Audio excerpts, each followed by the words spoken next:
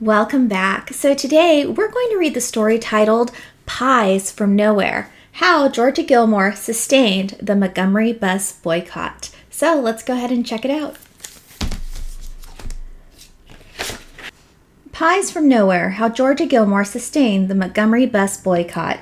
Written by D. Ramito, illustrated by Laura Freeman. When Georgia Gilmore was a young girl, she lived on a farm in Alabama where she fed the pigs and milked the cows.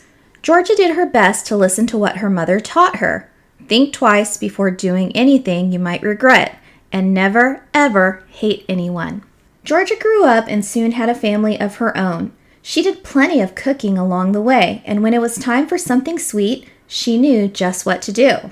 She'd blend butter and sugar in a bowl to get her homemade pound cake started, and then add tea bags to a pot of water for a new batch of sweet tea. Georgia was a cook at the National Lunch Company in downtown Montgomery, Alabama. Because of segregation laws, the restaurant counter was separated into two sections, one side for white customers, one side for black customers. Georgia knew it was wrong, but that was the way things had always been. On December 1st, 1955, Georgia was working at the restaurant when a news alert came over the radio. An African-American woman named Rosa Parks had been arrested for refusing to give up her seat on the bus to a white passenger. Rosa was tired of giving in to the rules that were unjust, and she wasn't the only one. The next day, a flyer was passed around the black community in Montgomery asking people to boycott public transportation on Monday. It said, "Please stay off all buses." Georgia watched as buses drove down the street, one after another. Empty. Empty. Empty.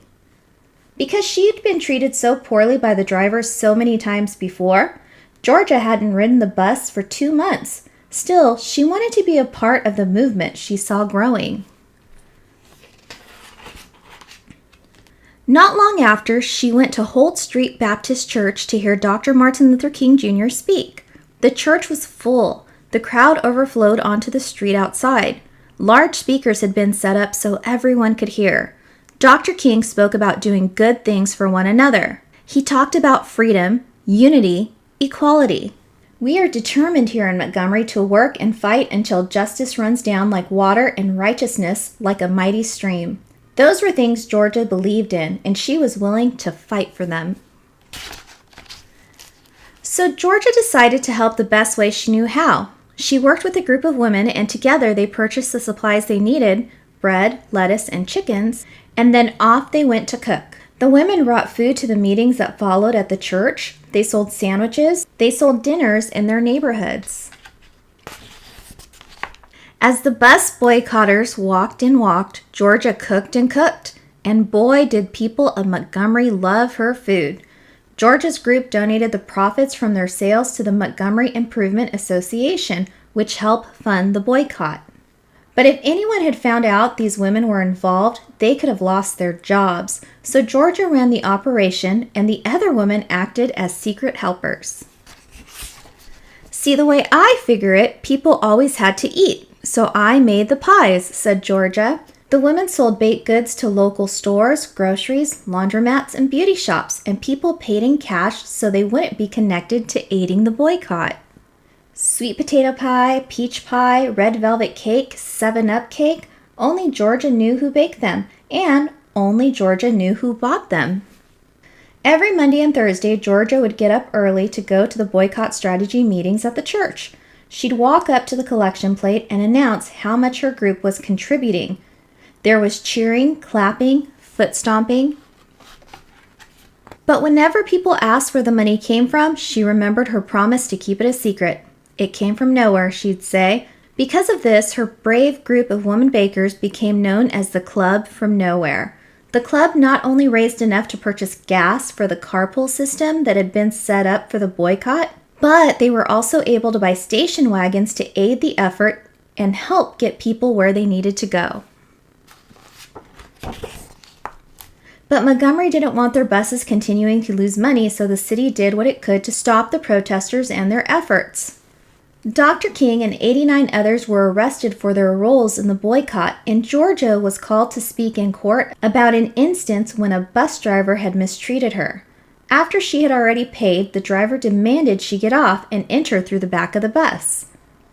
When I reached the back door and was about to get on, he shut the back door and pulled off, and I didn't even ride the bus after paying my fare. So I decided right then and there that I wasn't going to ride the buses anymore, Georgia testified.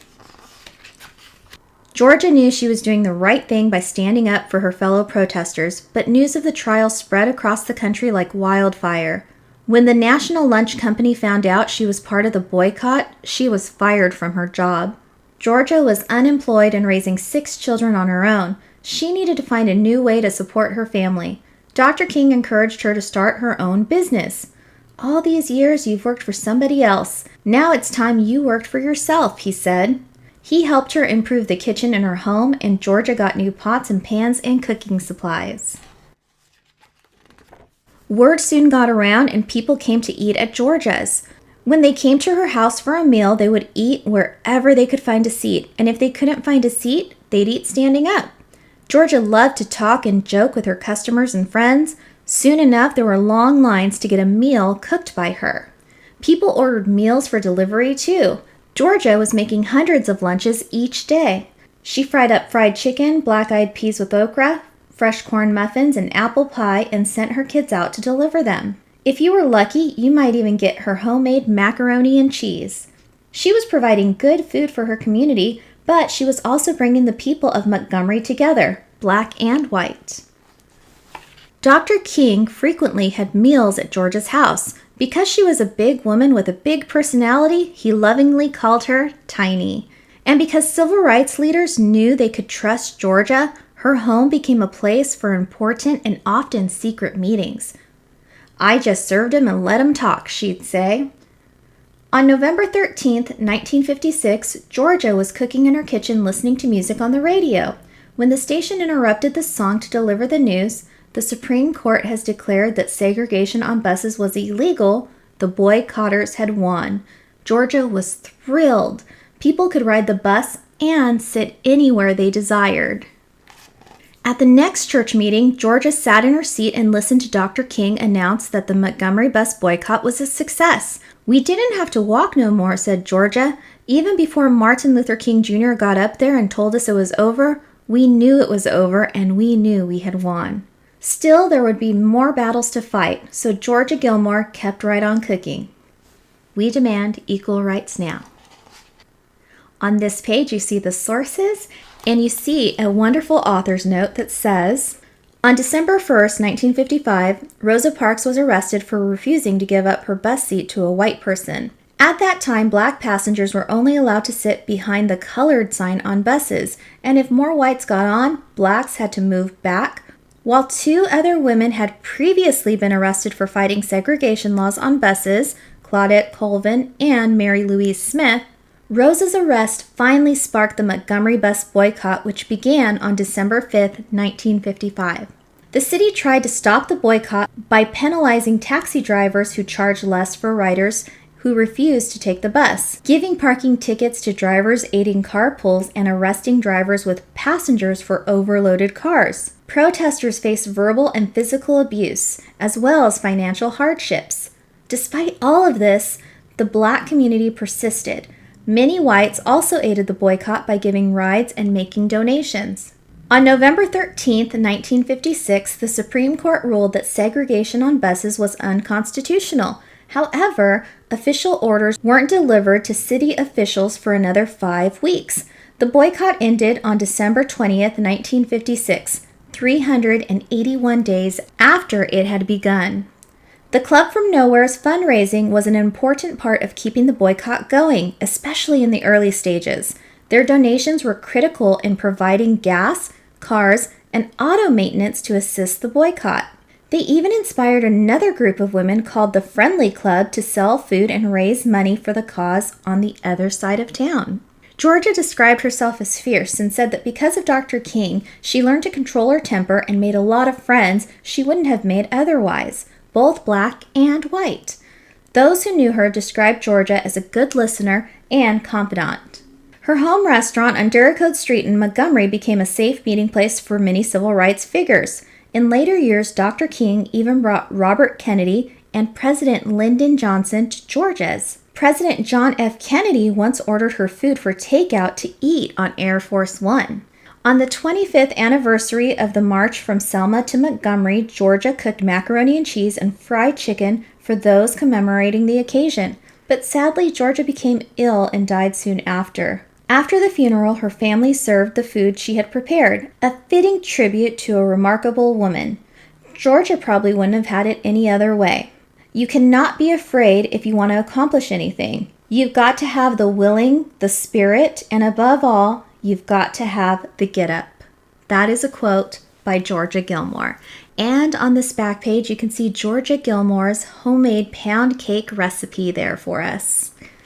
And that is the end. So I hope you guys enjoyed this book. I know I learned a lot from it, and I know that a lot of people know who Rosa Parks is, but a lot of people don't know who Georgia Gilmore is, and a lot of people don't know that Rosa Parks wasn't the first person to be arrested for refusing to give up her seat on the bus. She was the most famous, and when it got to Rosa Parks, it's like people said, enough is enough. And that's how the boycott started. And it was people like Georgia Gilmore who helped sustain the bus boycott. And what that means is she raised money so people could buy gas, they can pay for their cars to be fixed, so that way people wouldn't have to ride the buses. And that's it. I hope you guys enjoyed it, and we'll see you soon. Bye.